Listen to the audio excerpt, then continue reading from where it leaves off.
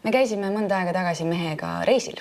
Istusime restoranis ja väga palju rahvast oli ümberringi ja järsku vaatasime, et üks huvitav perekond istub nurgas, suur perekond. Ja neil oli vähemalt umbes selline 10-aastane poiss. Suur paks tüse poiss. Ta istus lutt suus, ekraan ees, terve aeg mängis seal mingit suvalist asja või vahtis YouTube'ist, ma ei tea mida. Ja nii, kui ta julges midagi piiksatada, sest ilmselt rääkida ta ei osanud väga hästi, sest et tal on kogu aeg lutt ees, siis talle anti uus iPad või uus telefon ette, eks ole. Ja kogu ülejäänud perekond istus samamoodi terve aeg telefonis, eks ole. Ja see vaatepilt oli nii õudne ja see ei lähe mul mitte kunagi meelest ära.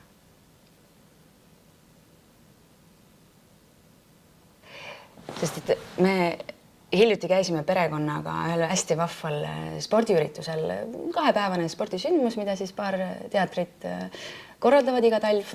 Loodus, kaunis koht, mets, suusatamine, kelgutamine, toredad spordisündmused, mängud, aktiivne tegevus, jooksmine, hullamine. Ja ühel hetkel lapsed hüüdsid, et emme, see on maailma parim reis. Ja siis me mõtlesime mehega, et näed, palun väga. Lastel ei ole palju vaja, neil ei ole vaja tulesid, vilesid kuskile spaasse ja tivolisse ja muud kui stimulante ja stimulatsiooni, eks ole, ja mingit diskot ei ole vaja. Neil on seda piisavalt kogu aeg. Neil on vaja loodust.